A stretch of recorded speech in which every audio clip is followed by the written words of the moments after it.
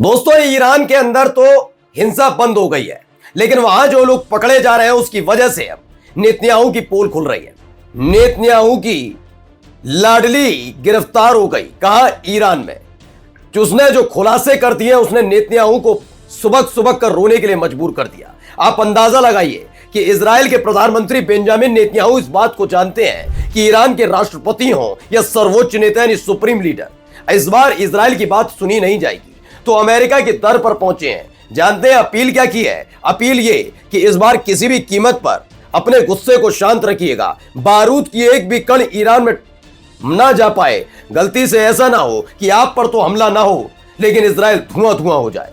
क्योंकि इजराइल की प्रधानमंत्री बेंजामिन नेतन्याहू की लाडली ने बहुत बड़ा खुलासा कर दिया। रेट लिस्ट खोलकर रख दी गई है कि दंगा फैलाने के लिए किसको कितना कितना पैसा दिया गया। जी हां, तोमान में खर्च किए गए हैं। कई $100 खर्च कर दिए, कई $1000 खर्च कर दिए गए। एक एक लिस्ट दिखाऊंगा। यही नहीं, 14 तारीख की रात को ईरान पर हमला हो सकता था, लेकिन इजराइल और अरब देशों के कहने के बाद ट्रंप ने अपना फैसला बदला। कहां से खबर निकली, पूरे सबूत के साथ दिखा रहा हूं। तो क्या अमेरिका की थू-थू हो गई है? तो वहीं इजराइल फंस गया। नमस्कार, मैं हूं प्राज्वल गौतम और आप देख रहे हैं खबर चौक। पहले दिन जब ईरान में ये सब कुछ शुरू हुआ था महंगाई के नाम पर, तब भी मैंने कहा था कि अपने देश की सरकार के खिलाफ लोगों में नाराजगी हो सकती है। सब देशों में होता है, हमारे देश में भी कई बार विरोध प्रदर्शन हुए, लेकिन आपने हर जगह के विरोध प्रदर्शन में एक खास बात देखी होगी। वो राजनेताओं से नाराज हो सकते हैं, उनके खिलाफ नारेबाजी कर सकते हैं, लेकिन अपने देश के झंडे को नहीं जलाएगा। जो देश के झंडे को जलाएगा, यकीन मानकर चलिए वो देश प्रेमी हो ही नहीं सकता। वो महंगाई के लिए नहीं लड़ रहा, वो दंगाई है। और साबित हो गया। कैसे कह रहा हूं, जरा पहले ये जरा सुनिए यहां क्या हुआ। कौन गिरफ्तार हुई? नेतन्याहू की लाडली जब गिरफ्तार हुई तो कैसे सुबक सुबक कर सारी की सारी कहानी बता दी है। नेतन्याहू का सारा प्लान खोल कर रख दिया है, जरा सुन लीजिए। رژیمه تو تمام کانال های اسرائیل عضویت داره، به خود نتانیاهو پیام داده. این نفر از طریق فضای سلطنت طلبی آشنا میشه با رژیم، به رژیم وصل میشه. همه اینا رو میگه ها، همه اینا رو میگه، یعنی میگه من پیام دادم، فلان کردم، فلان کردم. ارزم به حضورش تو جنگ 12 روزه خیلی فعال بوده. ये बताएगी ये भी खुद भी। فکر میکنم نمیدونم، فکر کنم جنگ فلسطین و اینا بود، فکر کنم. یعنی از زمانی که رژیم صهیونیستی علیه غزه شروع کرد، شما از موقع شروع کرد. She is fluent in 7 language। दरअसल हुआ ये कि ये वहां के ईरान के कोर्ट की अदालत के न्यायाधीश हैं। इनके सामने एक महिला को पेश किया गया, इसे दंगों में शामिल होकर पाया गया था। लेकिन देखिए खास बात क्या है, चाहते तो इस वीडियो में चेहरा भी दिखा सकते थे, लेकिन ये सम्मान वाली बात है। खैर क्या हुआ, ये नेतन्याहू की लाडली कैसे, मैं भी आपको बताता हूं।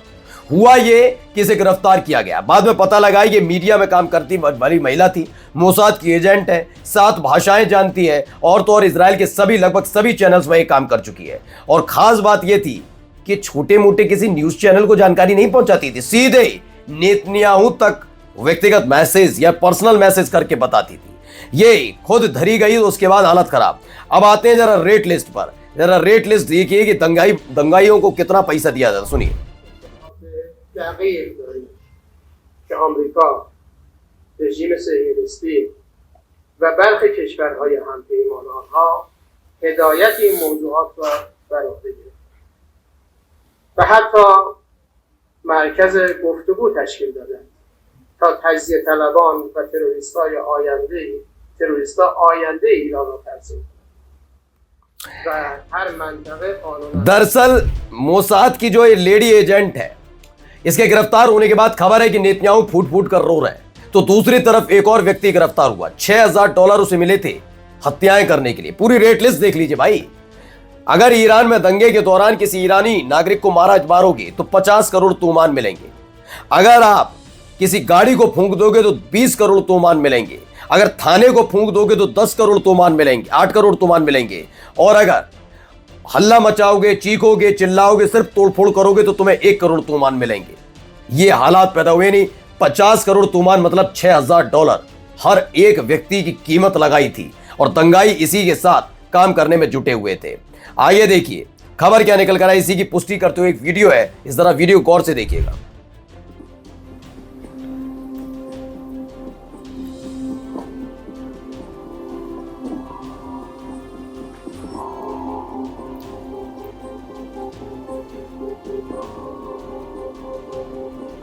तो इसमें दावा किया गया है कि टेररिस्ट यहां पर नजर आ रहे हैं।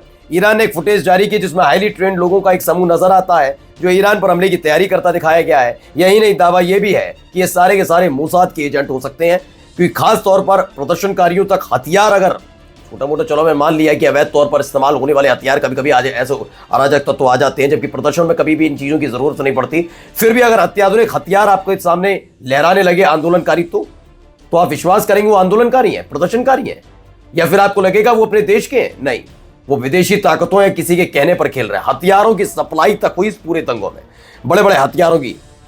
अब आइए जरा यहां देखिए, Israel and Arab nation ask Trump to refrain from attacking Iran. दरअसल जैसे ही मोसाद की ताबड़तोड़ एक के बाद एक धरे जा रहे हैं एजेंट और वो खुलासा कर रहे हैं, उसके बाद इजराइल घबराया हुआ है, क्योंकि हमने एक दिन पहले आपको खबर दिखाई थी 500 खैबर मिसाइलें तान दी गई हैं इजराइल पर कि एक बार हमला करके देखो फिर हम बताते। क्योंकि खबर यह है कि पहले तो मिडिल ईस्ट को खाली किया अमेरिका ने, लेकिन जब थू होने लगी तो खबर निकल कर आई कि अमेरिका जिस वक्त मिडिल ईस्ट को खाली कर रहा था उस वक्त वो अमेरिका ईरान पर हमले का प्लान भी बना रहा था, क्योंकि थू हो रही थी। वहीं दूसरी तरफ एयरक्राफ्ट कैरियर जो साउथ चाइना सी में था उसे मिडिल ईस्ट भेज दिया, जिससे लोग आलोचना ना कर पाए अमेरिका की कि अमेरिका डरपोक है। जैसे ये खबर लगी और पता लगा कि पहले से ईरान गुस्से में और तान रखी है मिसाइल है, ईरान ने कहा कि अमेरिका से कि किसी भी तरह के हमले से बचिए, कोई हमला मत करिएगा। अगर कोई हमला किया तो इजराइल पर ताबड़तोड़ मिसाइलें दाग देगा ईरान। देखिए ये लॉग लिस्ट भी निकलकर सामने आई। जब भी कोई नागरिक प्लेन, मान लीजिए सिविल एविएशन वाला हो, यानी कि जिसमें यात्रा करने आप कहीं घूमने जाते हैं, बहुत सारी वो प्लेन होता है, ऐसे ही अगर कोई एयरक्राफ्ट भी उड़ता है तो उसकी पूरी लॉग शीट होती है। ऐसे अगर कोई ड्रोन भी उड़ाया जाता है, मिलिट्री ड्रोन, लॉग शीट होती है। लॉग शीट पढ़ लिए, मिशन कॉल्ड ऑफ, रद्द कर दिया गया। क्यों किया गया जरा मैं बताता हूं। दरअसल खबर निकल कर आई कि 14 जनवरी 2026 को, यानी आज से 2 दिन पहले रात के वक्त ईरान पर अटैक करने के लिए कतर के जो अल उदैद मिलिट्री बेस है वहां से फाइटर प्लेन उड़े थे ईरान पर हमला करने के लिए, ईरान को सबक सिखाने के लिए, लेकिन बीच रास्ते से ही उन्हें वापस बुला लिया गया। जैसे ही खबर इजराइल और खास तौर पर मिडिल ईस्ट के तमाम मुस्लिम देशों को लगी, उन्होंने अपील की कि ये छोड़ दीजिए, क्योंकि अगर इस बार ईरान ने अटैक किया, घाव खाए हुए बैठा हुआ है, वो बख्शेगा नहीं। जैसे ही वो हमला करेगा हम बर्बाद हो जाएंगे। खास तौर पर इजराइल की चिंताएं बढ़ी हुई थी, इसलिए हमला जो अमेरिका ने तय कर लिया था, लॉक कर दिया था, उसे रद्द करना पड़ा। अब देखिए इसमें क्या लिखा है। एनबीसी न्यूज की रिपोर्ट के मुताबिक राष्ट्रपति चाहते हैं कि ईरान के खिलाफ सेना अभियान से ईरान को तेज और निर्णायक झटका लगे, एक लंबे युद्ध से बचा जा सके। लेकिन ट्रंप के सलाहकार कह रहे हैं कि अगर यह हमला कर दिया तो कोई गारंटी नहीं है कि वहां सत्ता परिवर्तन हो जाए। सत्ता परिवर्तन नहीं होगा, इसको लेकर खबर भी क्या छपी। Trump was told attack on Iran wouldn't guarantee collapse of regime. उन्होंने कहा है कि ईरान पर हमले का पूरा प्लान ट्रंप चाहते हैं कि एक बार में आर पार की लड़ाई हो जाए, खत्म कर दिया जाए ईरान, या फिर रिजीम चेंज हो जाए। लेकिन उनके सलाहकारों ने कहा कि अगर यह हमला हुआ तो कोई गारंटी नहीं है कि वहां रिजीम चेंज होगा ही, उल्टा ऐसा है ना हो कि लेने के देने पड़ जाए आपके अपने लोगों की। क्योंकि मिडिल ईस्ट के अंदर जो आपके मिलिट्री बेस कैंप है उनको टारगेट लॉक पहले ही ईरान ने कर रखा है, वो भी बर्बाद होगा, इजराइल बर्बाद होगा, आपके अपने दोस्त आपसे छिन जाएंगे, यानी मिडिल ईस्ट में कमजोर पड़ जाएगा अमेरिका। इसीलिए अमेरिका ने तौबा तौबा कर ली। नमस्कार।